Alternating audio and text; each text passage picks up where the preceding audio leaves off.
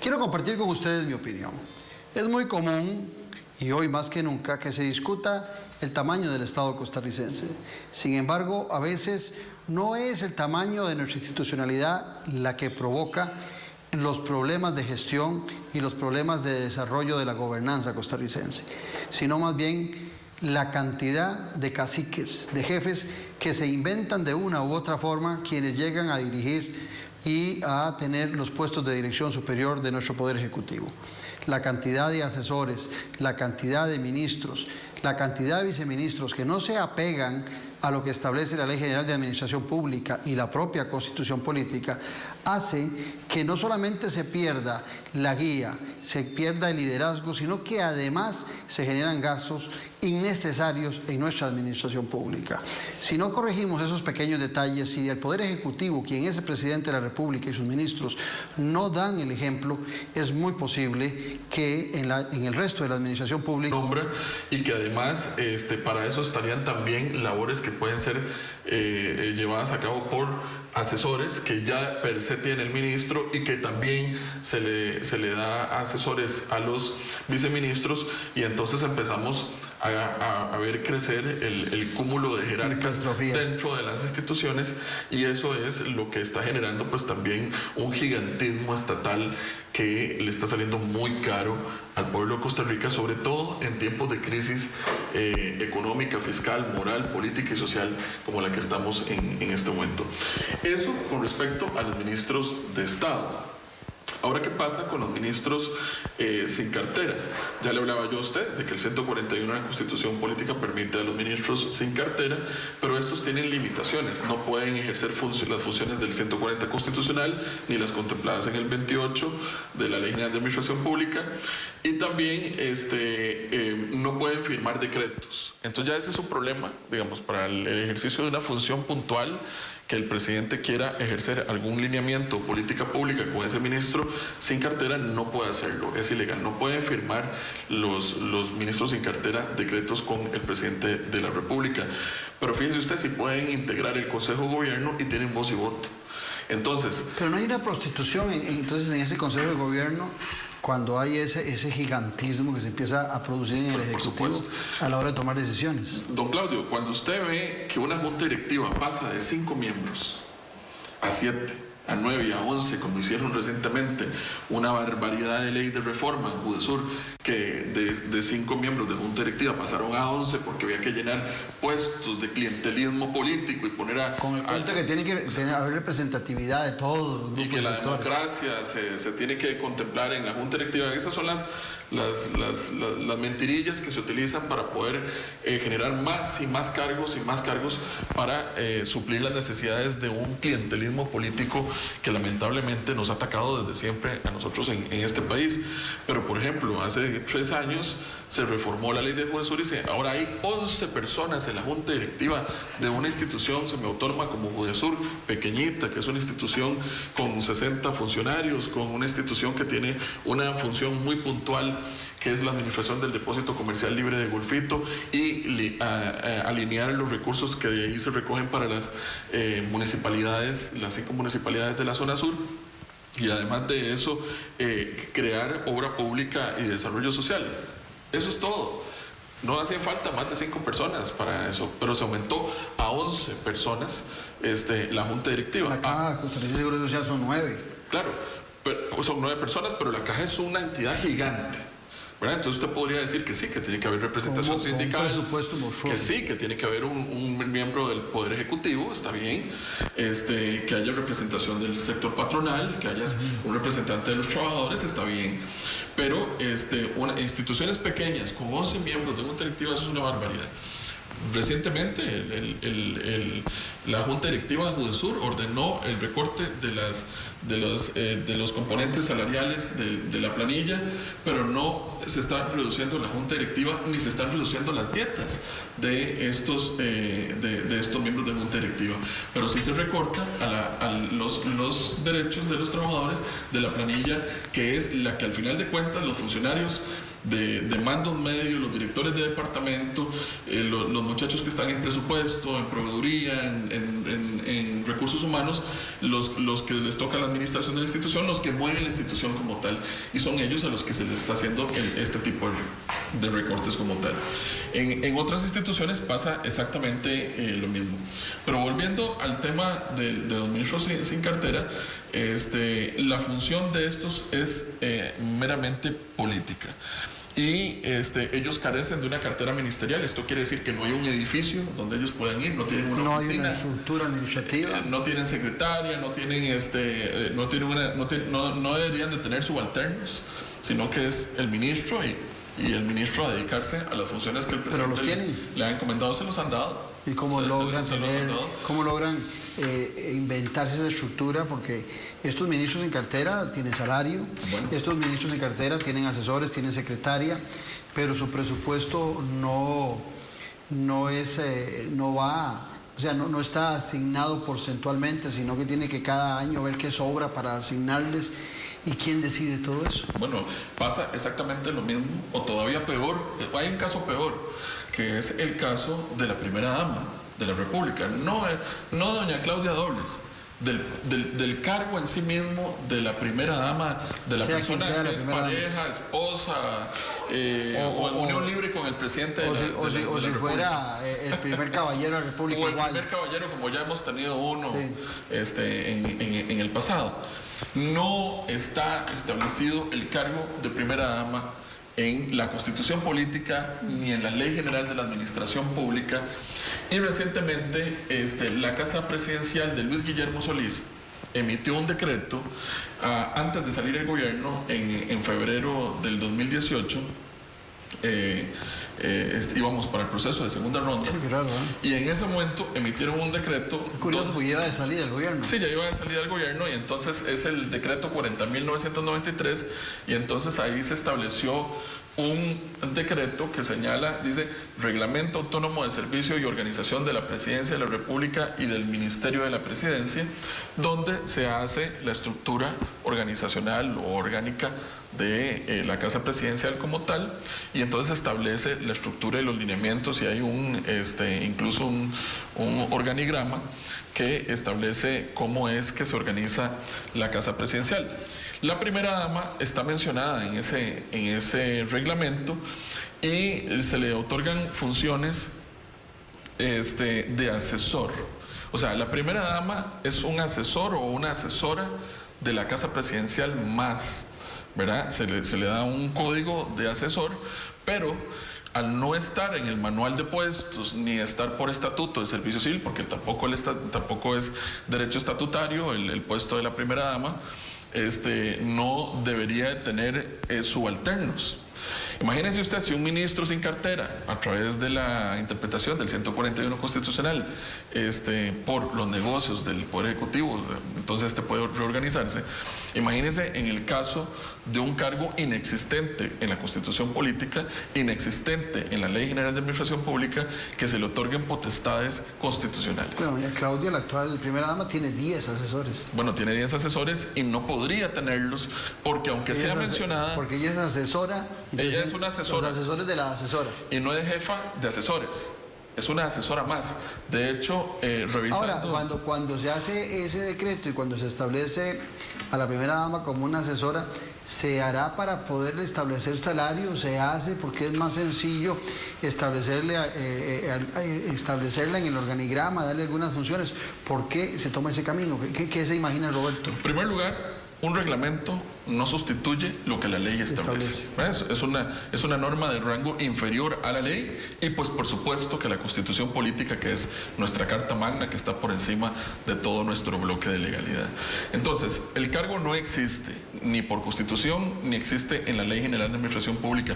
Por ejemplo, el 23 del que hablábamos tiene los 17 ministerios que se mencionan, y se habla también de los viceministros del gobierno, los viceministros de Estado. Pero en el artículo 2, si nos vamos a un reglamento que a mi consideración podría tener roces de constitucionalidad, este reglamento en el artículo 2 especifica cuáles son los conceptos de los funcionarios que integrarán el Poder Ejecutivo en el artículo 2, y no mencionan a la primera dama.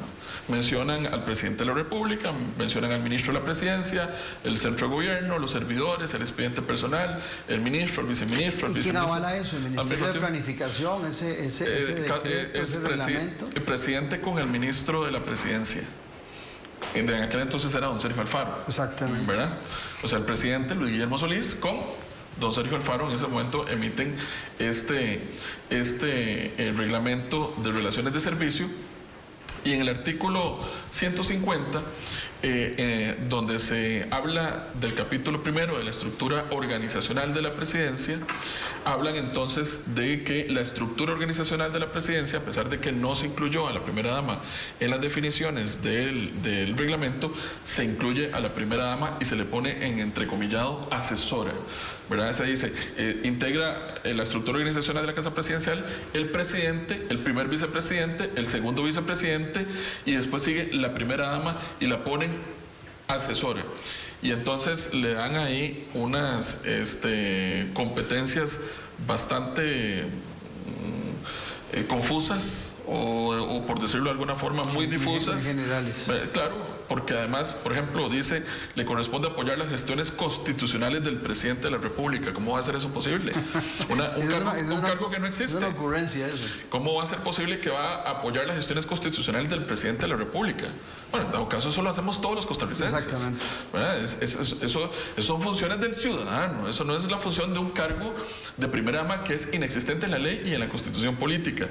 Crear alianzas estratégicas. El cargo de primera dama, alianzas estratégicas, ¿de qué tipo? ¿De qué naturaleza? Yo lo que siento es que no sabían qué poner. ¿Con qué instituciones? ¿Por qué las instituciones tienen que responder a este cargo si es que le manda una resolución o una orden ejecutiva, algún tipo de directriz por parte de la oficina de la primera dama? No debería de ser constitucional ni legalmente hablando.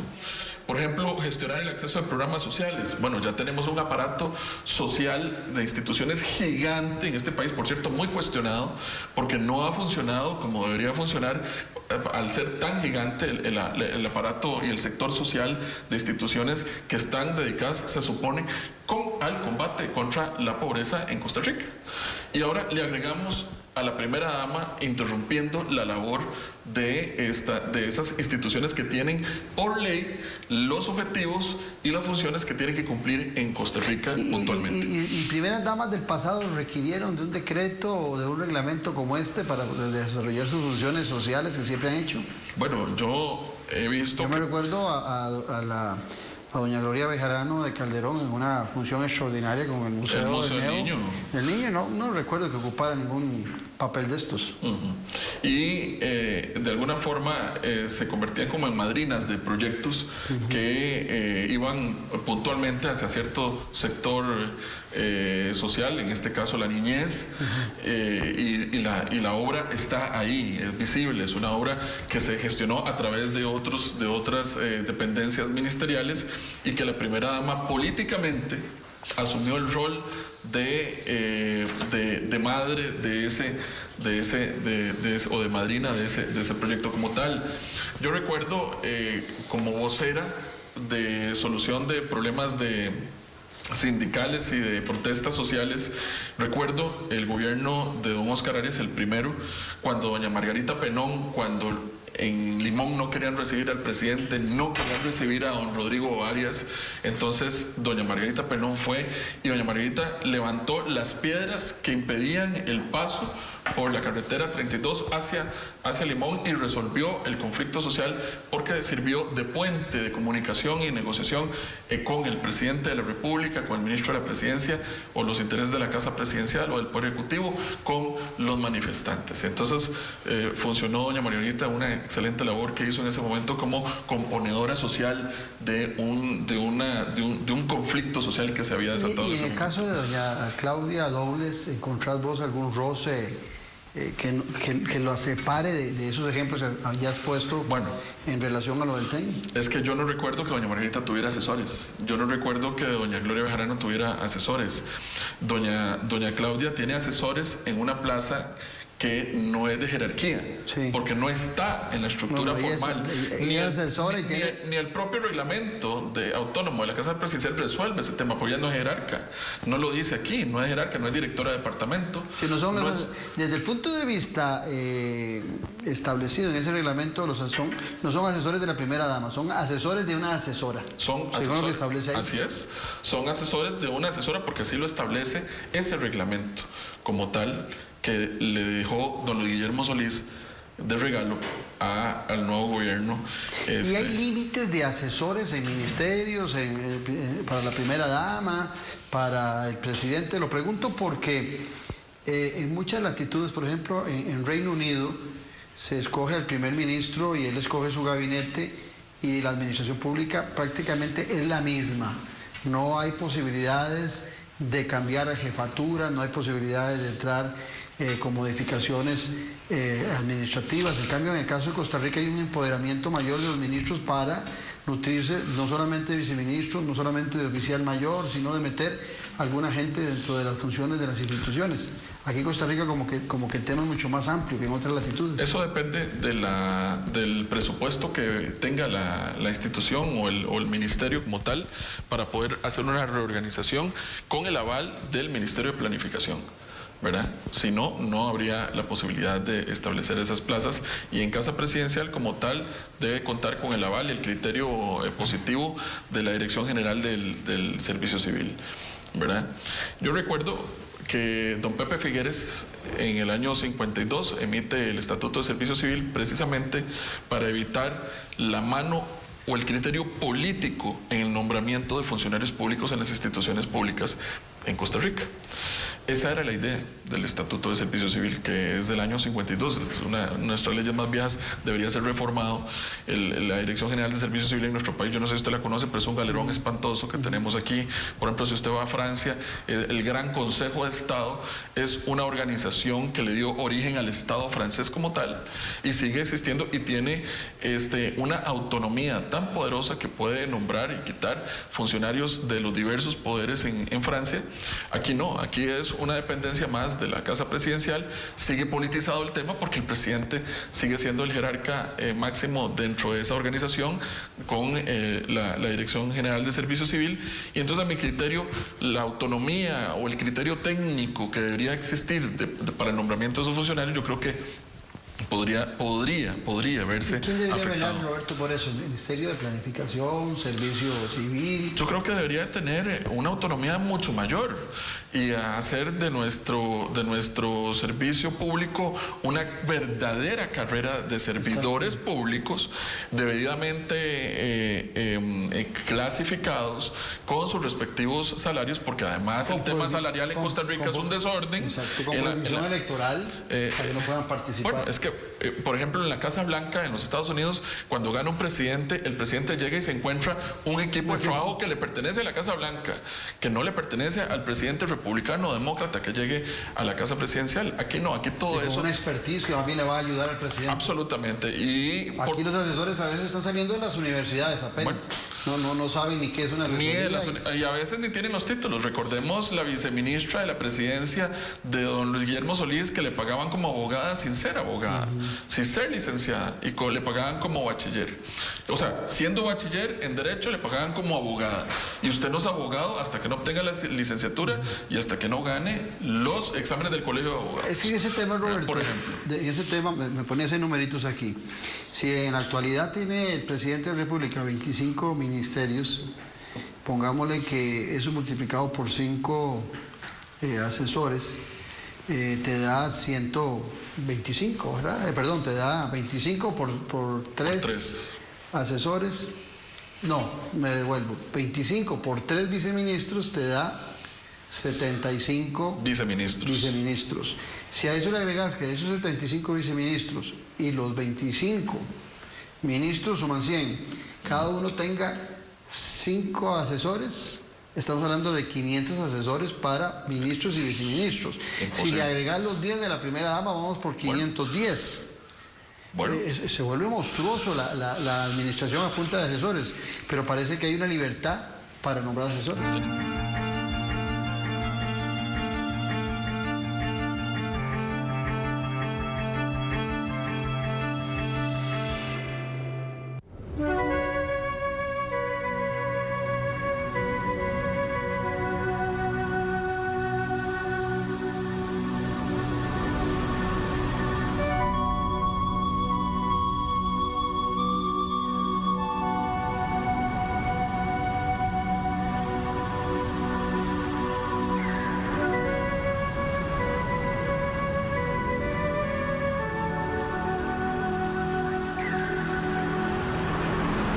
Los niños y las niñas que vivimos con trastorno autista no podemos pasar muchas horas de encierro en casa. Si nos ves afuera, por favor respétanos y apoya a nuestras familias. ¡Aprendamos en casa! Consultas 1147, denuncias 911, línea adolescente madre 800-226-2626. Con los temas de la política, sociedad y economía de Costa Rica y el mundo. Café y Palabras. Lo que hay que escuchar del acontecer nacional con el politólogo Claudio Alpizar Otoya. Café y Palabras, porque la política sí importa. Escuche Café y Palabras, de lunes a viernes a las 9 de la mañana en Radio Actual 107.1. Café y Palabras.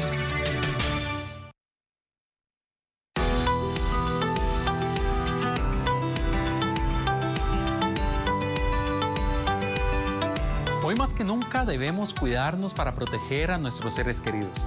Recibir atención médica temprana y oportuna es necesario para prevenir complicaciones si se enferma de COVID. Por eso, esté alerta a los siguientes síntomas. Fiebre por más de 3 días, dolor en el pecho, dificultad para respirar, apretazón de pecho o sonidos en el pecho al respirar, pérdida del olfato o del gusto, desorientación, somnolencia, vómito o diarrea persistente, descompensación de cualquier enfermedad crónica. Si presenta alguno de estos síntomas, acuda de inmediato al centro médico más cercano. No espere.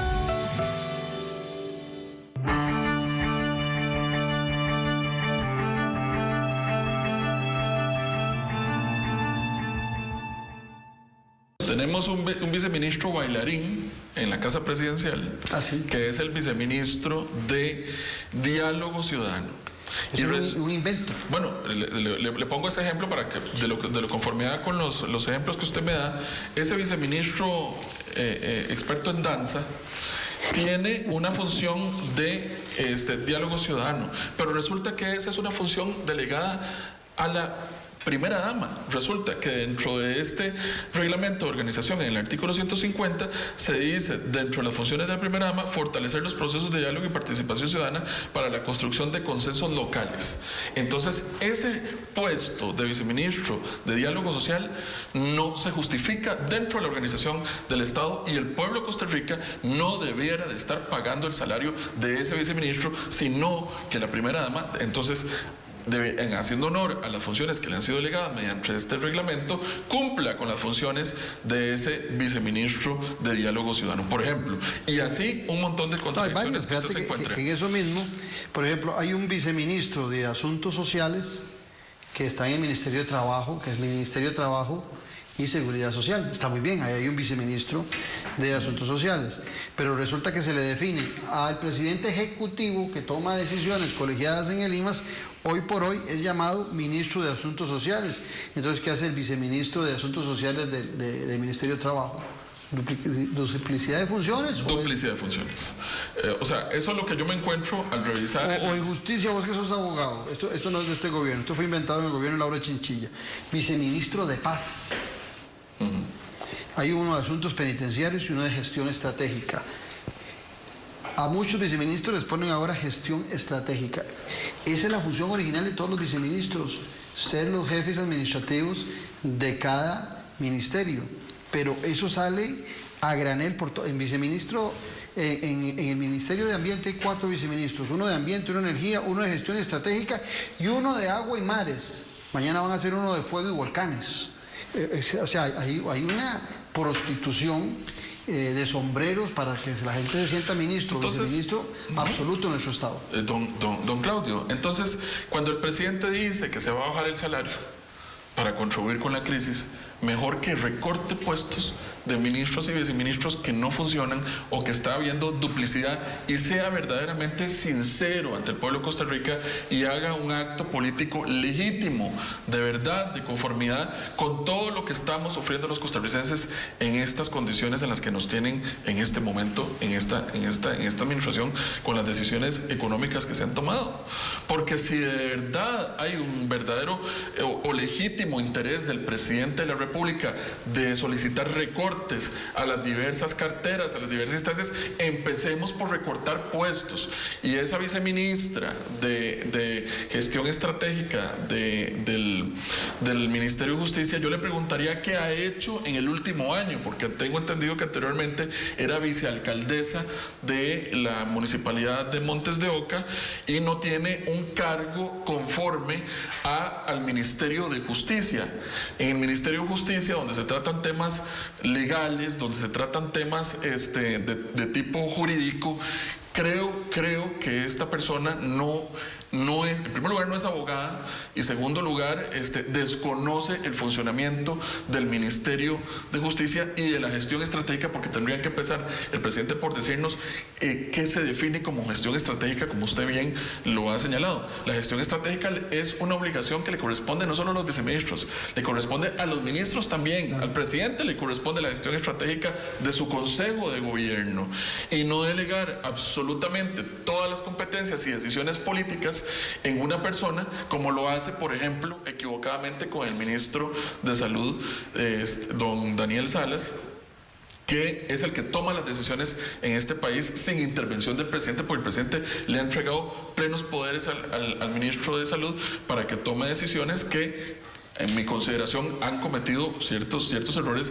y arbitrariedades que hoy los costarricenses estamos viendo en diversos sectores por parte incluso del Ministerio de Salud como tal, donde solicita, por ejemplo, para darle un ejemplo, don Claudio, donde al inicio del proceso de la pandemia exige el cumplimiento de una serie de protocolos a los sectores comerciantes, a los restauranteros, a los casinos, a los sectores productivos del sector turismo, les exigen cumplir con una serie de protocolos que exigen la inversión del empresario para poder modificar las áreas y así garantizar el 1,80 m entre las personas y hacer inocua las salas donde se encuentran las personas, donde van a ir a comer o donde van a ir a hacer sus actividades comerciales. Y resulta que una vez que todos estos han hecho la inversión del dinero que no estaba presupuestado, porque nadie creía que iba a haber una pandemia en este año, resulta que el ministro de Salud, a pesar de que es una directriz, la exigencia del cumplimiento de esos protocolos, una vez que llegaron los restauranteros, que llegaron las personas del sector turismo, a decir, ya cumplimos con todos estos protocolos, el ministro les mantiene cerrados sus negocios. No se vale hacer ese tipo de cosas. Pero lo vi inclusive en un juzgado en Limón, creo que fue, pidiendo autorización para un reconocido ampón en el país para ver si se podía o no se podía hacer el juicio, si el ministro de Salud lo autorizó, pero me parece que eso ya son exageraciones, porque estamos viendo un ministro de Salud dotado de un poder que ni siquiera los vicepresidentes de la República tienen. El ministro debió haber autorizado el protocolo para la celebración de audiencias en las diversas salas de nuestro país, del Poder Judicial, y entonces a través de ese protocolo, un modelo estandarizado, claro y definido para todo el país, entonces permitir la continuidad de la Administración de Justicia, que es un servicio más del Estado costarricense. Ahora, en el tema de los asesores, para concluir ese tema de los asesores, no hay ningún requisito, o sea, en cualquier puesto, sea de presidencia ejecutiva, sea en el ministerio, sea en el viceministerio, el asesor, en los reglamentos no dicen tiene que tener estas características, tiene que tener este conocimiento, o está a la libre del jerarca escoger a 5 o 10 personas y dotarlos de un salario. Es que lo que pasa es que, y es ahí donde entró la prostitución del Estatuto de Servicio Civil, cuando se incluyó en el artículo 3, si no me equivoco, en el último inciso, los puestos de confianza. Y esos puestos de confianza han sido una piñata en Costa Rica. Ese es uno de los manjares de la obtención del poder en este país, porque permite el nombramiento bajo la excusa de que tiene que ser una persona de confianza del ministro o del viceministro o del presidente de la República, elegir a quien usted quiera bajo las condiciones que sean, como esos asesores de confianza. Y eso no puede ser, eso es una barbaridad, porque si en este país, en una institución, le piden en un cartel licitatorio a una persona que va a hacer la limpieza todo tipo de requisitos, hasta el cumplimiento del pago de la Caja Costarricense del Seguro Social, estar al día con las cuotas de la Caja, estar al día con sus impuestos, presentar currículum, presentar cuáles son su experiencia, se le hace un puntaje o una calificación. Resulta que a los asesores de los jerarcas del Ejecutivo no se les exige eso. No se les dice, pues usted puede nombrar a quien usted quiera, tenga o no tenga idoneidad, que es un principio que se ha desarrollado por parte de la Sala Constitucional en materia de empleo público, porque es un tema fundamental que nosotros tengamos gente idónea en los puestos públicos. Y que si ganan bien, que es porque se están ganando el salario, porque están haciendo un magnífico trabajo por Costa Rica y por este el problema país. Es pagarle bien a gente que no tiene las capacidades para ejercer. ¿Qué es lo que sucede hoy actualmente? Ahora, en muchos casos, me llama la atención oyéndote de ese decreto que hizo Guillermo Solís ya cuando se iba para empoderar como asesora a quien sea la primera dama, que se hizo por un reglamento, por un decreto, pero en el caso de la UPAT, que sí se quería hacer y que Planificación paró eso antes de que pudieran conformar esa organización. Sé de otra organización que aglutina alrededor de 10 personas y quien la dirige es el esposo de una viceministra, y es una oficina establecida en Casa Presidencial para coordinar con Dinadeco, con las organizaciones de desarrollo comunal, que no encuentro por qué está eso.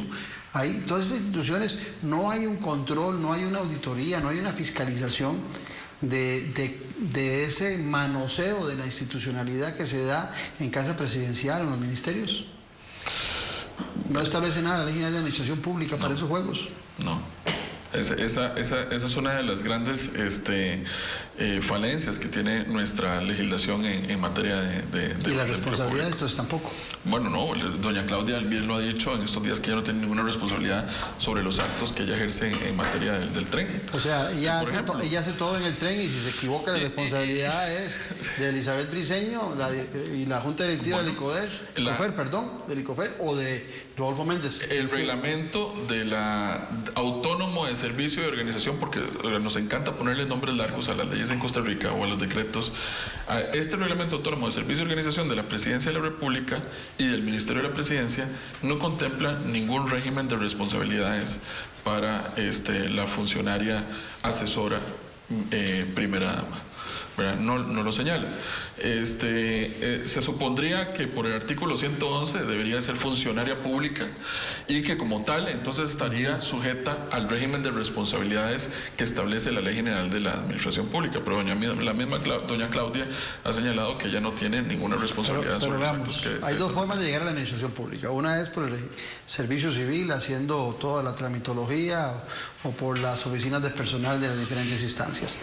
Y la otra es momentánea, porque el presidente de la República así decide que algunos funcionarios de la dirección superior o asesores le acompañen. En el caso de la primera dama, no funciona ni una ni la otra. No, ni una ni la otra. Ahí hay un vacío, una laguna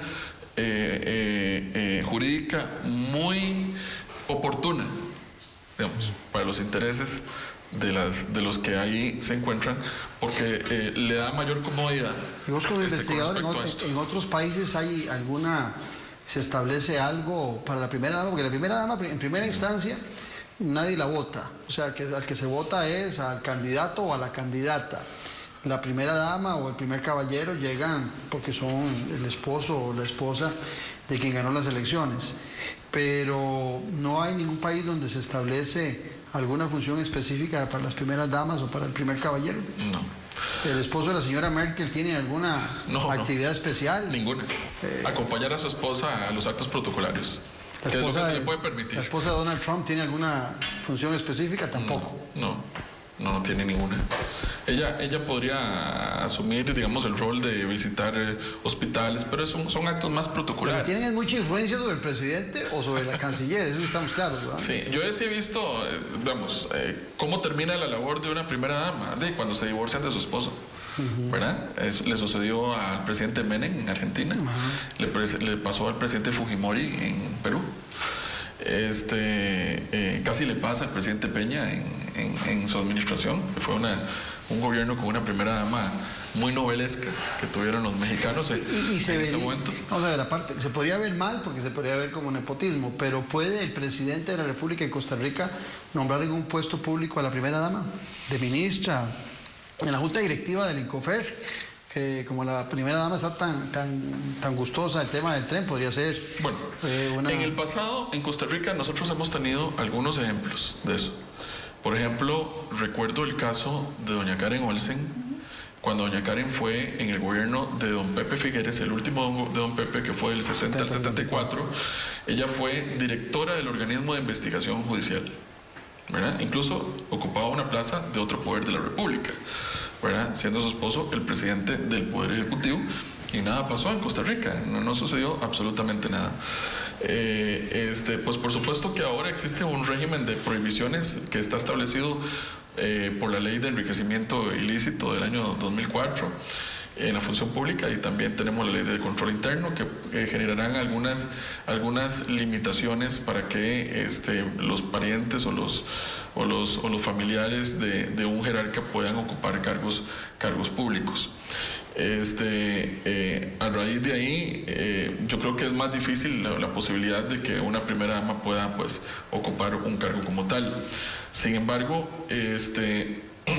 yo considero que lo más importante aquí es analizar cuáles son los actos administrativos, la validez y la eficacia de esos actos que emite el despacho de la asesora primera dama de la República en torno a las obras o obras públicas o a los objetivos que el presidente le haya encomendado, porque tendría que haber un acto de investidura habilitante como tal para que entonces esta persona pueda emitir actos como tal, como lo establece el artículo 11 de la Ley General de la Administración Pública y el artículo 11 de la Constitución Política, que es el principio de legalidad, pero también el 111 de la Ley General de Administración Pública sobre la definición de lo que es un funcionario público en nuestro país, y que además uno de los actos formales que requieren para hacerlo como tal es un acto habilitante, una investidura como tal para poder ejercer la función como tal. Entonces, todos sabemos cuál es el acto habilitante del presidente de la República, el 8 de mayo, en la sesión abierta de la Asamblea Legislativa, porque los 8 de mayo, con la toma de posesión de un presidente es una sesión de la Asamblea Legislativa de nuestro Congreso de la República, donde se inviste ya de los poderes al presidente constitucionalmente elegido en un país como tal. Así los funcionarios públicos por estatuto tienen que hacer un concurso, tienen que presentar exámenes, hacer concursos de oposición, y entonces hay un acto administrativo habilitante y de investidura de este funcionario como tal. Pero no corre riesgo, no pone en riesgo la primera dama las responsabilidades de Rodolfo Méndez como ministro de Transportes al estar ella dirigiendo el tema del tren, bueno, o de la junta directiva del INCOFER. Eso se lo responde a usted el artículo 59 de la Ley General de Administración Pública, que señala que en materia de competencias tiene que haber una ley habilitante. O sea, usted no puede delegar el ministro de Transportes no eso. puede delegar sus propias obligaciones como ministro de Estado, las que le establece el 140 constitucional y el 28 de la Ley General de la Administración Pública como tal, ¿verdad? A un tercero que no esté dentro de la estructura formal de ese ministerio, porque podría delegarle algunas funciones a sus viceministros, ¿verdad? A los viceministros, pero ese tercero llamado primera dama, que no pertenece a la estructura funcional y organizacional de ese ministerio, porque la primera dama no pertenece a la planilla del Ministerio de Obras Públicas y Transportes. Entonces, si el ministro lo está haciendo, si lo estaría haciendo, en el supuesto de que eso suceda, entonces estaría cometiendo eventualmente un acto viciado de nulidad absoluta. ¿Verdad? Eso es el caso de que hayan documentos firmados por la primera dama, porque puede ser todo de palabra y ahí no habría ninguna responsabilidad. En nombre de las competencias de un ministro de Estado, no importa cuál, porque puede ser el ministro de Obras Públicas y Transportes, puede ser el ministro de la Presidencia, etcétera, cual sea. Y ahora, estos ministerios que son ornitorringos rarísimos, en donde al ministro de Turismo o a la ministra del INAMU, al primero se le dice ministro de Turismo, a la presidenta del INAMU se le dice ministra de la Condición de la Mujer, si hay otro, bueno, sí, esos dos son los ejemplos siendo por acá. Al presidente ejecutivo de Lima se le dice ministro de Asuntos Sociales. En algún momento también se le dio rango de ministra a Patricia Vega cuando estaba en el Patronato Nacional de la Infancia. ¿Cómo funciona eso si estas instituciones, el ICT, INAMU, el PAN, el IMAS, estos cuatro que te acabo de decir, tienen que tomar decisiones colegiadas con 7 miembros de la Junta Directiva? Un ministro toma las decisiones en forma lineal, solo con el presidente de la República, firman decretos y toman las decisiones que tienen que tomar sin necesidad de ir a una junta directiva. ¿Cómo puede ser alguien que es presidente ejecutivo en una institución autónoma, como en este caso del IMAS, del PAN y en su momento el ICT o el INAMU, cómo pueden ser presidentes ejecutivos? ¿Cómo pueden ser ministros? ¿Cómo pueden ser ministros? Bueno, eso complica la labor del Consejo de Gobierno, a mi consideración. Como le hablaba yo del gigantismo del Estado, muchos puestos en una junta directiva complican la labor y la ejecutividad y la eficiencia de los actos que emita ese órgano colegiado como tal. Entonces, sí, la jerarca del INAMU puede ir a la Casa Presidencial y estar en las sesiones del Consejo de Gobierno, puede hablar y puede votar, pero nada más, no puede hacer más allá. No puede emitir decretos. Por ejemplo, los ministros de Estado, una de las obligaciones que le establece la Constitución política... ¿Por qué puede votar? Es que ahí viene la gran pregunta. No puede hacer decretos, no tiene ministerio y va al Consejo de Gobierno y sí puede votar. Porque su única labor es política. Y esa labor política incluye la conformación del Consejo de Gobierno con todas las prerrogativas que es estar ahí sentado en ese Consejo de Gobierno, que es voz y voto.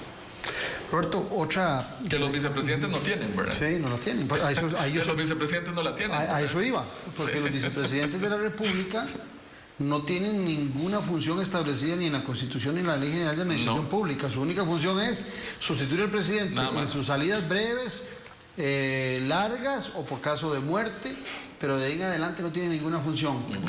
En el caso particular de la presidenta Epsi Campbell, la vicepresidenta le habían dado una función de canciller, ya no la tiene. En el caso del señor Marvin Rodríguez no le conocemos ninguna función. Están en derecho de tener salario, porque también eso es otro tema, porque entiendo que últimamente por presupuesto se les ha puesto salario a los vicepresidentes que antes no tenían salario. Pueden tener salario. Hay un famoso caso, el de don Abel Pacheco con don Luis Fishman, cuando don Abel invita a don Luis a irse del gobierno muy educadamente Y lo mandó para la casa. Lo mandó para la casa. Políticamente era desastroso para la carrera política de don Luis lo que había sucedido, pero don Luis podía seguir teniendo el cargo de vicepresidente porque fue electo popularmente, al igual que don Abel. Pero sin salario. Los dos vicepresidentes no pueden tener salario. Pueden tener salario. Hay un criterio de la Procuraduría General de la República que habla, zanjando el tema de la discusión entre don Abel, que creo que se la delegó a don Ricardo Toledo en aquel momento, y el vicepresidente Luis Fishman. Yo creo que don Luis después renunció al cargo como tal. Tenemos el caso de Kevin Casas, que renunció. Y doña Laura Chinchilla también. Sí, también, pero... Los dos. Don Oscar se quedó sin vicepresidentes. Vicepresidente y asumió... El presidente de la Asamblea Legislativa, que era don Francisco Antonio Pacheco en aquel momento, ¿verdad? Bueno, se nos fue el programa. Una conclusión tuya. A mí me parece que esto es un desorden, desde el punto de vista que en las leyes hay algunos portillos para que se metan por ahí y se hagan estos festines de viceministros, de ministerios, y por supuesto de esa cantidad espantosa de asesores y el mismo puesto de la primera dama también. Yo creo, don Claudio, y a todos los ciudadanos que estamos en esta circunstancia en la que estamos viviendo tan terrible, que en el caso, yo siempre lo he dicho, la mentira sale a la cara. Cuando un jerarca, haciendo uso de la legalidad, porque sí, se le permite nombrar personas de su entera confianza sin ningún requisito para que lo acompañe en su gestión pública, ese es un jerarca que si nombra de forma irresponsable personas que no tienen idoneidad para estar en esos cargos, ese es un jerarca que va a fracasar en su gestión pública. Y por eso es que hoy vemos ministros de 42 días, viceministros de 15 días, tres cancilleres, 3 ministros de la presidencia, porque precisamente el cuerpo asesor de esos jerarcas son personas que no tienen las capacidades para asesorar a esos jerarcas como tal. Y por eso que yo considero que ese es el fenómeno que estamos viviendo, de que cuando un jerarca nombra personas de forma irresponsable, es un jerarca que probablemente no concluye los 4 años de gestión. Y genera criptografía general en todo el Estado costarricense. Y eso es corrupción. Eso es corrupción. Don Claudio. Estoy de acuerdo. Muchas gracias, Roberto. Mucho gusto, don Claudio, a las órdenes. Un placer. Pero sobre todo, ustedes las gracias por habernos acompañado en su programa. Los espero el próximo domingo. A usted que le gusta la política con P mayúscula. Un abrazo.